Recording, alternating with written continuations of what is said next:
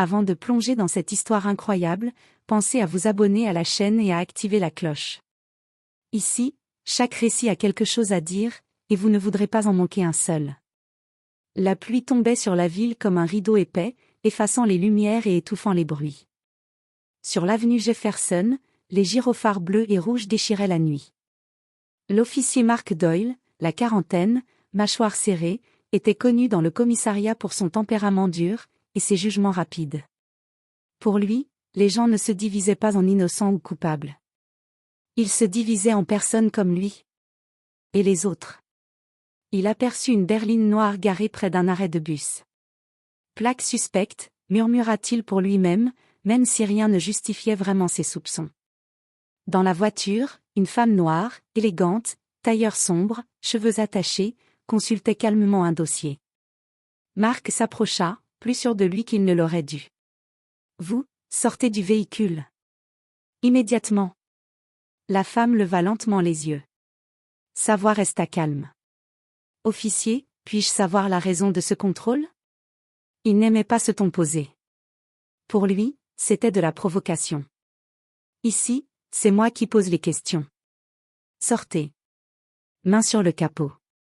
Elle sortit sans protester. Mouvement mesuré. Dignité parfaite. Il la fouilla brutalement, sans aucune justification. Des passants commencèrent à filmer. « Vous n'avez pas le droit de me toucher de cette manière, » dit-elle doucement. « Si ça ne te plaît pas, appelle ton avocat, » lança-t-il froidement. Puis il passa les menottes. Sans hésiter. Sans raison. Sans honte. Il la conduisit jusqu'à sa voiture. Et ce fut au moment où elle s'assit à l'arrière que tout bascula. Calmement, elle sortit une carte officielle.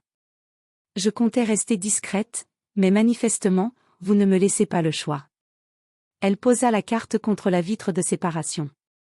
Mark sentit son ventre se nouer. Les lettres en or brillaient sous la lumière. Bureau des affaires internes, chef divisionnaire, Dr. Olivia Warren. La femme le regarda droit dans les yeux. « Officier Doyle, à partir de maintenant, tout ce que vous venez de faire est officiellement sous enquête. » Et pour la première fois depuis longtemps. Mark Doyle eut peur. Au commissariat, l'atmosphère tomba d'un coup. Les policiers s'étaient figés lorsqu'ils virent Doyle entrer avec une femme menottée, puis reconnaître la carte.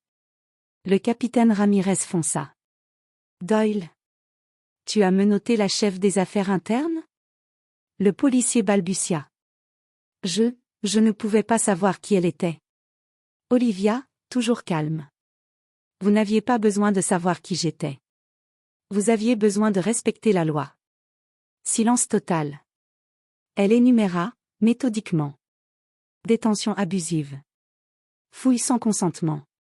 Absence totale de motif légal. Comportement discriminatoire.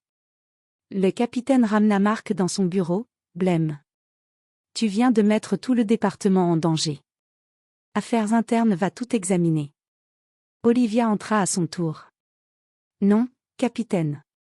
L'enquête commence maintenant. » Elle installa son dossier sur la table. « Depuis des mois, je reçois des plaintes concernant l'officier Doyle. Ce soir, il m'a offert la preuve la plus concrète possible. » Mark déglutit. « Vous m'avez piégé, alors ?» Elle répondit avec une douceur glaciale. « Non, officier.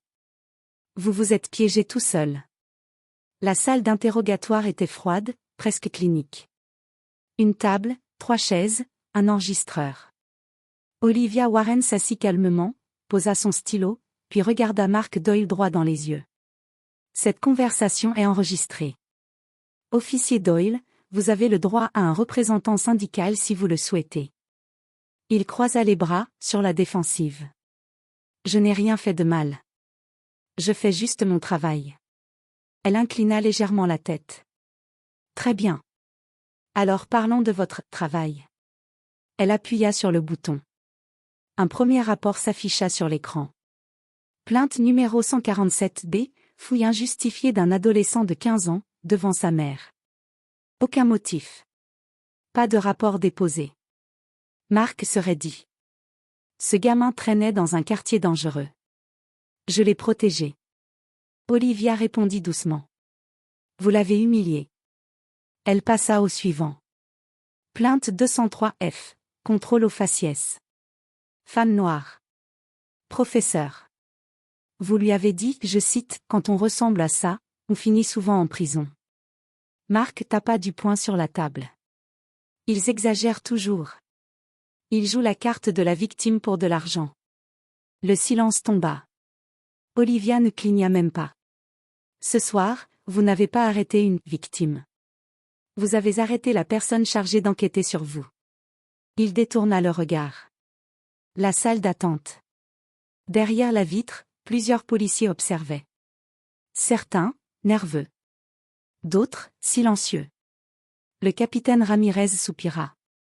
Je savais que ça finirait par exploser. La jeune officier Lisa Turner murmura. On ne pouvait jamais dire un mot contre lui, sinon on était contre l'équipe. Ramirez la regarda. Lisa, si tu sais quelque chose, c'est le moment. Elle hésita. Ses mains tremblaient. L'an dernier, une femme noire s'est plainte qu'il l'avait insultée et menacée de l'arrêter si elle faisait trop d'histoire. On m'a ordonné de ne pas enregistrer la plainte. Qui t'a donné cet ordre? Demanda Ramirez. Elle avala sa salive. Le sergent Miller. Le capitaine ferma les yeux. Alors ce n'est pas seulement Doyle. Retour dans la salle. Olivia posa une photo sur la table. Une femme, les yeux gonflés, tenant son sac contre elle. Elle s'appelle Karen Brooks. Infirmière. Pas d'antécédents. Mère de 2 enfants. Marc fronça les sourcils. Je ne m'en souviens pas. Je vais vous rafraîchir la mémoire. Elle lança la vidéo d'une caméra de magasin. On y voyait Marc pousser la femme contre une étagère, la menacer, puis partir comme si de rien n'était. L'air se vida soudain de la pièce. Vous avez planté la peur dans sa vie, dit Olivia doucement. Chaque nuit, elle dort avec la lumière allumée. À cause de vous. Il voulut protester. Aucun son ne sortit. Le masque tombe. Olivia rangea les dossiers. Officier Doyle, je ne suis pas ici pour vous humilier. Je suis ici pour protéger la loi, y compris contre ceux qui sont censés l'appliquer. Elle ajouta, posez. Vous êtes suspendu. Avec effet immédiat. Il blêmit. Vous n'avez pas le droit. J'ai l'obligation. Les mots tombèrent comme un verdict. 2 agents entrèrent. Pas brusques. Pas violents. Mais fermes. Ils prirent son arme. Son badge. Son passe. Marc baissa la tête. Pour la première fois, il réalisa qu'il ne contrôlait plus rien. La grande salle de conférence du commissariat avait été transformée en lieu d'audition. Une caméra fixée au mur, une table, un micro. Pas de sirène. Pas de cris. Seulement des voix, enfin prêtes à parler. Olivia Warren entra, suivie de 2 assistantes. Elle salua chaque personne avec respect, pas comme des plaignants, mais comme des êtres humains. Merci d'être venu. Vous n'êtes pas obligé de rester. Mais si vous choisissez de parler, votre histoire comptera. Une première femme s'avança. Un jeune garçon, environ 16 ans, casquette entre les doigts. Sa mère resta près de lui. Dis seulement ce que tu veux partager, dit Olivia doucement. Sa voix trembla. Il m'a arrêté quand je rentrais de l'école. Il m'a demandé d'ouvrir mon sac. Il disait que les types comme moi cachent toujours quelque chose. Il inspira. Je pleurais. Il riait. La mère serra sa main. Depuis ce jour, mon fils ne sort plus seul la nuit, dit-elle. Il a peur de la police. Silence lourd. Olivia nota calmement, mais ses yeux brillaient d'une colère maîtrisée. Karen Brooks entra. Elle tenait un petit carnet, comme si chaque mot devait être retenu. Je travaillais tard. En sortant, l'officier Doyle m'a arrêté. Il disait que ma voiture ne correspondait pas à mon look. Un petit rire amer lui échappa. Je suis restée contre le mur pendant 15 minutes. Les gens regardaient. Personne ne disait rien. Elle releva la tête. Je ne veux pas qu'il aille en prison. Je veux juste qu'il comprenne que je ne suis pas un suspect. Je suis une citoyenne.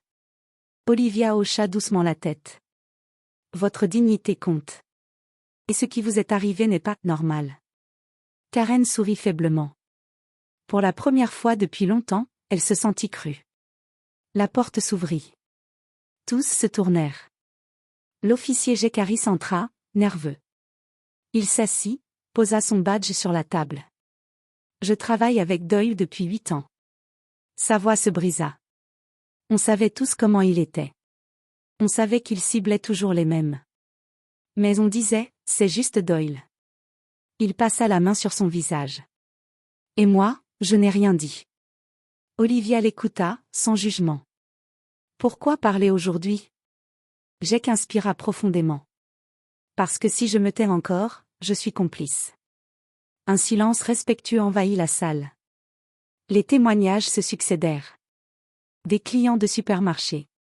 Un chauffeur de bus. Un père de famille. Chaque histoire dessinait un même motif. La peur, la honte, l'humiliation. Et peu à peu, quelque chose changea. Les gens ne parlaient plus seulement de Mark Doyle. Ils parlaient de système. De règles tolérées. De regards détournés. Olivia conclut. Ce dossier ne se limite plus à un seul officier. Nous allons examiner la chaîne de commandement, les rapports cachés, les plaintes étouffées. Nous ne pouvons pas réparer le passé, mais nous pouvons empêcher qu'il se répète. Les visages se redressèrent. Pour la première fois, ils voyaient une lueur. Pas de vengeance. De justice. La salle d'audience improvisée dans le commissariat était remplie de tension. Mark Doyle était là, debout, uniforme impeccable mais visage blême, entouré de quelques collègues nerveux. Olivia Warren entra, calme, déterminée, tenant le dossier épais contenant des semaines d'enquête et des témoignages. Le capitaine Ramirez prit la parole. Officiers, membres du personnel, et témoins, nous sommes ici pour examiner le comportement de l'officier Doyle. L'enquête des affaires internes a été complète. Un silence glacial s'installa. Olivia s'avança. Officier Doyle, ce que vous avez fait est inacceptable. Vos actions n'ont pas seulement violé la loi, elles ont brisé la confiance entre le public et notre police. Elle leva le dossier. Plainte après plainte. Témoignage après témoignage. Chaque acte de discrimination que vous avez commis a été documenté. Mark se leva, la voix tremblante mais obstinée. Je n'ai jamais voulu. Je faisais juste mon travail. Olivia ne fléchit pas. Votre travail n'est pas une excuse pour humilier, discriminer ou menacer. Vous aviez le choix, et vous l'avez mal utilisé. Le capitaine Ramirez fit un geste et 2 agents escortèrent Doyle hors de la salle pour sa suspension immédiate et l'ouverture d'une procédure disciplinaire officielle. La salle se vida, mais les murmures restaient. Lisa Turner, l'officier qui avait osé témoigner, regarda Olivia avec admiration. Merci d'avoir écouté notre voix. Olivia sourit faiblement. Ce n'est pas moi. C'est la vérité. Et chaque voix compte. Karen Brooks, l'infirmière, s'approcha. Je pensais que personne ne m'entendrait jamais. Mais vous nous avez donné de la force. Olivia posa une main sur son épaule. Vous n'aviez pas besoin d'attendre que quelqu'un d'autre vous protège. Vous l'avez fait vous-même, simplement en parlant. Le jour suivant, le commissariat affichait une nouvelle politique. 0 tolérance pour la discrimination et le harcèlement, chaque plainte sera examinée. Les officiers qui avaient fermé les yeux commencèrent à réfléchir à leur propre comportement. Certains allaient apprendre à agir avec intégrité. D'autres allaient perdre leur poste. Mark Doyle, lui, comprit la leçon de la manière la plus dure. Ce n'était pas seulement une sanction administrative. C'était une révélation personnelle, la peur et la haine laissent toujours des cicatrices, mais la vérité et le courage redéfinissent le futur. Olivia retourna à son bureau. Elle ouvrit la fenêtre. La pluie avait cessé, et les premiers rayons du soleil traversaient les gratte-ciel. Elle pensa à tous ceux qui avaient parlé, à ceux qui avaient été réduits au silence, à toutes les vies qu'une seule action pouvait toucher. Elle sourit intérieurement. La justice n'est jamais parfaite, mais parfois, elle commence par un simple acte de courage. Et dans le silence retrouvé du commissariat, quelque chose de nouveau brillait, l'espoir.